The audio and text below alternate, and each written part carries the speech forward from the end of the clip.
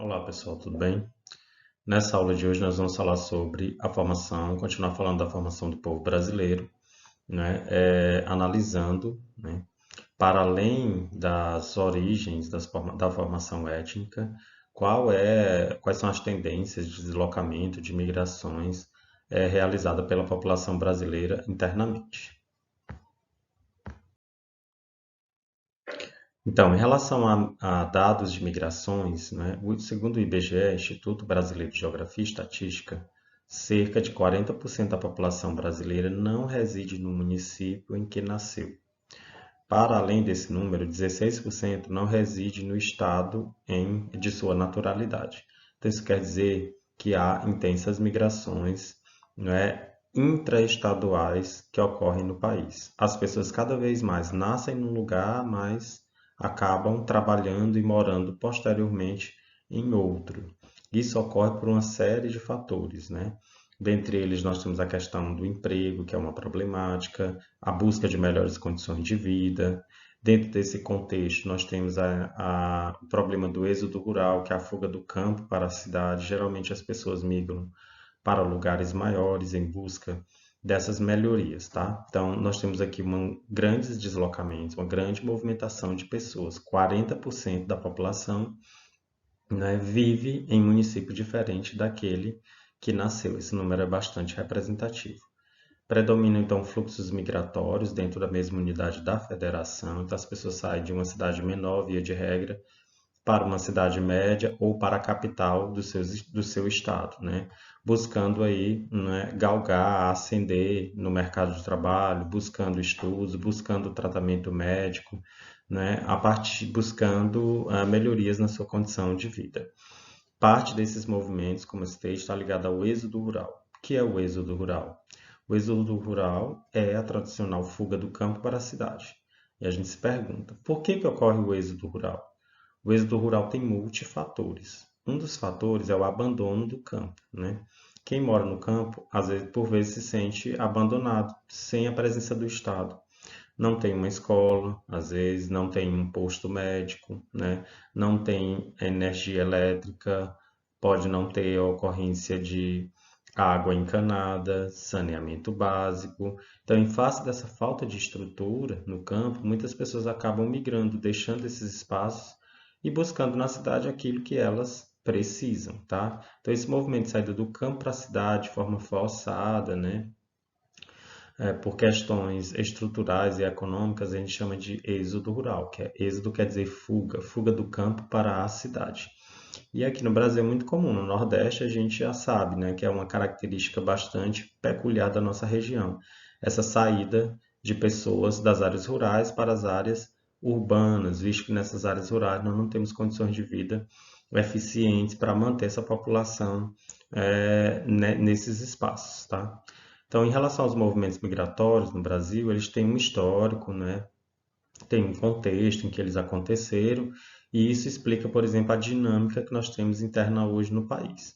Então, no século XVI, por exemplo, como eu coloquei aqui nessa seta explicativa, no século XVI os fluxos migratórios foram para a zona do açúcar, que era o litoral do Nordeste brasileiro. Então, as grandes levas de migrações ocorreram, né, do interior do Nordeste para o litoral, né, do interior do Sudeste para a região litorânea daquela área, daquela região, onde havia a presença da produção de cana de açúcar. Mas o grande mote nesse contexto do século XVI foi o Nordeste. Tanto é que Salvador era a capital do país, concentrava a atração de imigrantes. Recife também teve um papel importante na atração desses migrantes para a zona da mata açucareira. No século XVIII, nós temos aí o ciclo da mineração, onde muitas pessoas migram para as cidades mineiras, né, que atraíam grande parte da população por conta da presença do ouro, da prata, desses metais preciosos, né? Além do ciclo da mineração no século XVIII, nós temos no século XX o ciclo do café, que consolida a região sudeste como uma região de grande atrativo populacional. Isso gera o que a gente chama de centralidade, né, na região sudeste. Cria-se uma nova relação a partir disso. Depois do café, nós tivemos a industrialização. A industrialização vai reforçar o poder do Sudeste e a atração de pessoas para aquela região. Basta a gente lembrar que muitos piauienses migraram para a região sudeste a partir dos anos 50 em busca de emprego e renda. 50, 60, 70 foram períodos de grandes levas de migração de nordestinos, nortistas, né, de pessoas do centro-oeste para a região sudeste, porque essa região tinha uma forte industrialização, passou a atrair uma grande quantidade de contingentes populacionais e criou uma relação central a partir da região sudeste. Então, com o ciclo do café, o que é que a gente tem? Nós temos o que a gente chama de centralidade urbana instalada no país, né? Essa centralidade urbana, ela passou a ocorrer a partir da região sudeste. Então, é do sudeste que nós vamos ter aí a concentração do poder no país. Essa centralidade urbana foi adquirida pelo sudeste por uma série de fatores. Já lá na época do período do café, nós tivemos o que? A inclusão de ferrovias, energia elétrica, água. Nós tivemos a concentração do poder econômico a partir dos barões do café. Com a atividade industrial, nós tivemos um conjunto de obras públicas que foram tocadas, construção de rodovias, hidrelétricas, né, escolas, hospitais, que acabaram dando ao Sudeste uma vantagem muito grande em relação às outras regiões. Essa região passou a ter uma centralidade na atividade industrial, passou a ser importante também como ofertadora, desculpe, de serviços, tá? Serviços na área de educação, de saúde, fez com que a região sudeste passasse a ser o centro das decisões do país, criando uma relação que a gente chama de centro-periferia. O sudeste passou a ser o centro das decisões e as outras regiões passaram a gravitar em torno do sudeste. Então, isso deu o que a gente chama de centralidade urbana. Ela passou a ser uma região de decisão, de poder de decisão. No início dos anos 70, a gente tem o quê? Uma desconcentração da atividade industrial. As indústrias passam a fugir dos grandes centros urbanos para as cidades médias, nas regiões metropolitanas. Em busca de quê? De vantagens como terrenos que são doados, incentivos fiscais, mão de obra mais barata, mão de obra mais despolitizada. Então, esse processo faz com que haja um retorno dos migrantes que foram para as grandes metrópoles como Rio e São Paulo, ou um retorno para a sua região de origem, ou capitais da sua região de origem, ou para cidades médias acompanhando esse processo de desconcentração industrial. Nesse mapa aqui dá para a gente perceber esses fluxos, né, da migração a partir dos anos 2000. Então, nos anos 2000, por exemplo, do Nordeste para o Sudeste, o que é que acontece? Nós temos uma via de mão dupla. Nós temos pessoas que estão vindo para o Sudeste em menor quantidade, temos agora um movimento de retorno muito maior de nordestinos que voltam para de nordestinos que estão no Sudeste que retornam à sua região de origem.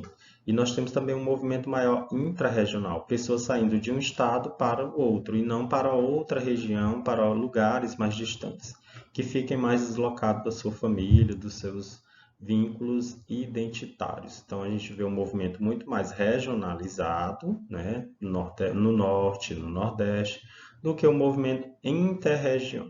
Quando esse movimento interregião está acontecendo, é um movimento de retorno, né, via de regra, de quem migrou antes.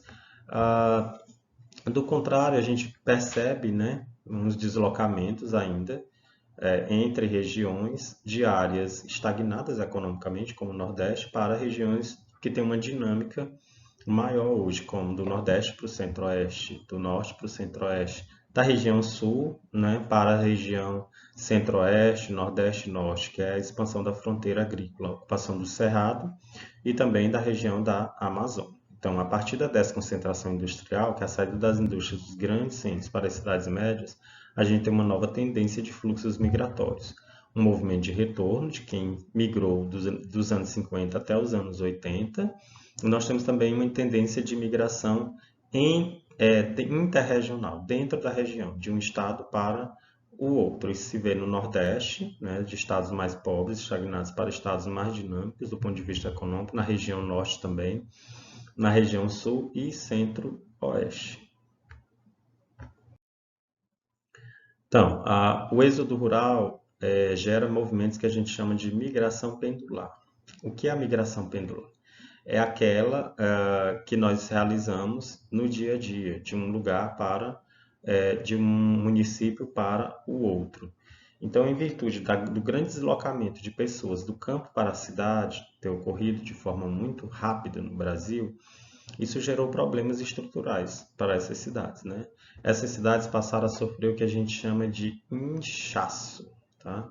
Então, como esse deslocamento ele ocorreu em pouco tempo, 30 anos, 40 anos, essas cidades que receberam esses contingentes de pessoas que vieram do campo, elas incharam, elas aglomeraram tanto que incharam, né? Então, esse inchaço ele vai ser revelado num processo de favelização, que é muito comum a gente ver no Rio de Janeiro, em Salvador, Fortaleza, Recife, né? E na carência de estrutura, tá? Essa carência de estrutura vai se mostrar na paisagem. Bairros ricos, nobres, dotados de estrutura, convivendo ao lado com bairros periféricos, com estrutura carente de água, saneamento e de serviços, como escolas, né, hospitais, serviços de policiamento. Esses problemas estruturais, né, que decorrem do fato de 80% da população brasileira viver em cidades, que é um dado interessante, que remete até à realidade aproximada dos países desenvolvidos, vai revelar para a gente problemas na nossa estrutura. Por quê? Porque diferente da Europa, esse deslocamento no Brasil foi feito de forma muito rápida. Enquanto que a Europa levou aí quase 200 anos para transferir sua população do campo para a cidade, nós realizamos isso em pouco mais de 50 anos. O Brasil deixou de ser rural e passou a ser urbano. Então, nós temos como principais problemas oriundos do inchaço e do êxodo rural no nosso país os seguintes: a carência de saneamento. A gente percebe que o esgotamento sanitário, por exemplo, é pífio, é ínfimo nas cidades brasileiras. Aqui no Piauí, por exemplo, Teresina tem pouco mais de 17% da cidade coberta com esgotamento sanitário, que é a capital. Se a gente olhar para o Rio de Janeiro e São Paulo, a gente vai ver cenas de inúmeras áreas extremamente urbanizadas, de favelas que não contam com saneamento básico. E aí o saneamento envolve esgoto sanitário, calçamento, né? A rede de eletrificação e os serviços de água potável, de acesso à água potável. E carência de serviços públicos, falta de escolas, hospitais, serviços de policiamento. Isso faz com que, muitas vezes, nessas áreas periféricas, né, nas favelas, por exemplo, se instale o poder paralelo, que é o poder das milícias, o poder de grupos paramilitares que controlam a população e que geram um estado de terror nessas comunidades. Há uma ausência de planejamento urbano, né? Essas áreas periféricas que provaram do inchaço, elas são desorganizadas, desestruturadas do ponto de vista urbano e elas não acessam a serviços que são oferecidos tradicionalmente pelo Estado. Tá? Isso é oriundo de um processo de favelização das nossas metrópoles e que é muito comum a sua ocorrência nas grandes cidades, sobretudo nas capitais. Então, a rápida transferência da população do meio rural para o meio urbano gerou o que a gente chama de regiões metropolitanas. São várias regiões metropolitanas no país. Aqui no Nordeste a gente tem, por exemplo, região metropolitana de Fortaleza, de Salvador, de Recife. Teresina constitui, junto com alguns municípios do Piauí, Timon, no Maranhão, a RID, Região Integrada de Desenvolvimento do Entorno, que é considerada uma região, né, metropolitana, tá? Porque a soma desses municípios, a população desses municípios, quando a capital ultrapassa 1 milhão de habitantes, né, é dotada de uma gama de serviços oferecidos e, ao mesmo tempo, isso foi criado em lei. Tá? Essa estruturação da RID, da Região Integrada do Desenvolvimento do Entorno, como área metropolitana de interesse do Estado. Entre os movimentos de migração, nós temos o mais comum, migração pendular. Que é a migração pendular? É aquela que o indivíduo realiza todo dia, de sua casa para o trabalho. E a gente lembra muito dos boias frias, né? São cidadãos que moram em áreas periféricas das cidades, por exemplo, que vão para o campo, trabalhar na corte da cana, né? Trabalhar na lavoura do café. Ou são pessoas que trabalham moram num município menor e trabalham numa capital. Por exemplo, de Teresina para Altos, tem um movimento constante de trabalhadores. Essa migração que você realiza todo dia, indo e voltando, a gente chama de migração pendular, tá? O sucesso da migração pendular, desses transportes diários, eles dependem do acesso ao transporte público de qualidade. Então, essas pessoas migram dessas pequenas cidades para a cidade maior, porque né, na sua região de origem não tem a oferta de emprego suficiente para que ela possa ficar e se manter ali. Então, há necessidade do poder público criar, né, sistemas de transportes efetivos e baratos para realizar a realização desses deslocamentos ocorrerem com forma de diminuir aí a pressão sobre o emprego, né, a renda dessas populações de cidades pequenas ou de áreas rurais, de áreas periféricas que têm que realizar esses movimentos cotidianos, pendulares, que ocorrem no dia a dia, movimentos de ida e volta. Então, além das migrações internas, nós precisamos fazer considerações e ponderações sobre a emigração. O que é o ato de emigrar? Emigrar é sair do seu país para um outro. Imigrante é aquele que chega.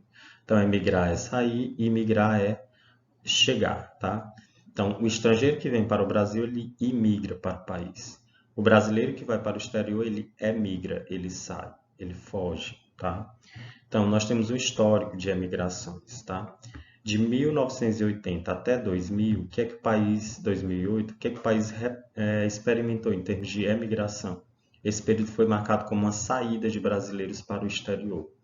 E aí a gente lembra que no contexto dos anos 80 a gente tinha uma crise muito elevada, altos índices de inflação, nós tínhamos aí poder de compra da população corroído por conta de planos diversos, cruzado, Cruzeiro Novo, era a época do período Sarney, nós tínhamos aí o fim da ditadura e a redemocratização da economia do sistema político no Brasil. Então, durante esse período existiu uma descrença muito grande no país, tá? Então, muitos brasileiros deixaram o país e foram para o exterior. Então, as razões que explicam essa saída foram as crises econômicas, né? Nós tínhamos moedas muito instáveis, não garantiam uma estabilidade e um planejamento a longo prazo, né? A inflação corroía o poder de compra do trabalhador. Havia uma falta de oportunidade de trabalho, né? Aqui no Brasil, desemprego altíssimo, e nós tínhamos baixos salários também dentro desse contexto. Muitos migravam em busca de quê? De qualificação e crescimento profissional. Havia fuga de cérebro, né? Quem estava aqui no Brasil que tinha uma qualificação buscava um melhor salário no exterior, porque as condições para a permanência no nosso país eram extremamente desfavoráveis. Então, quem podia migrava, né? E ia em busca de novas condições de vida no exterior, de 1980 até 2008. Em 2008, o que é que acontece? O cenário internacional muda, nós temos aí uma crise que foi chamada de crise americana, né, por conta do setor imobiliário, que entrou em colapso, muitos investimentos na compra de casas, no financiamento de casas, e que não geraram o rendimento esperado para as pessoas que investiram nesse setor, né, na tentativa de vender essas casas, né? Então, isso fez com que houvesse um colapso na economia americana e, por consequência, na economia mundial. Então, dentro desse contexto, nós tivemos um inverso. Os brasileiros estavam no exterior, nos Estados Unidos, na Europa, no Japão, tiveram que retornar para o país, porque o contexto aqui também já era outro. Nós já tínhamos uma retomada da economia e muitos brasileiros que foram para o exterior retornaram. E nós recebemos também estrangeiros dentro desse contexto. Os estrangeiros que migraram para cá foram principalmente da corrente sul-americana, argentinos, paraguaios, bolivianos, que vieram para o Brasil em busca de melhores condições de vida. É claro que eles chegavam aqui, encontravam subempregos, e muitos vieram principalmente na condição de imigrantes ilegais. E aqui nós temos uma tabela, né, dos fluxos de emigração. Para onde mais os brasileiros emigram, tá? Então, na ponta, em primeiro lugar, nós temos uma imigração bastante interessante para os Estados Unidos, né? Os Estados Unidos apontam como primeiro lugar. Em segundo lugar, nós temos o Paraguai, que é um país vizinho, né? Aqui é o país, então muitos brasileiros migram para lá em busca de de crescimento pessoal, profissional, tá? Nós temos aqui uma corrente interessante para o Japão, que pode ser dos Dekaseg, são os descendentes de japoneses que vieram no passado para o Brasil, né? Podem ocorrer incentivos nesse sentido, da entrada de brasileiros, descendentes de brasileiros no Japão. A Europa aparece como nosso quarto destino e outros países da América do Sul, né, como o quinto destino mais procurado pelos brasileiros, tá? Mas de longe, os Estados Unidos da América são o principal destino de emigração. Não é à toa, né? Os Estados Unidos apresentam um cenário econômico mais favorável, de oferta de empregos, né? De crescimento profissional, né? É um destino interessante para estudantes brasileiros. Então, é o nosso país, é o país que atrai o maior contingente de pessoas que emigram do Brasil para o exterior.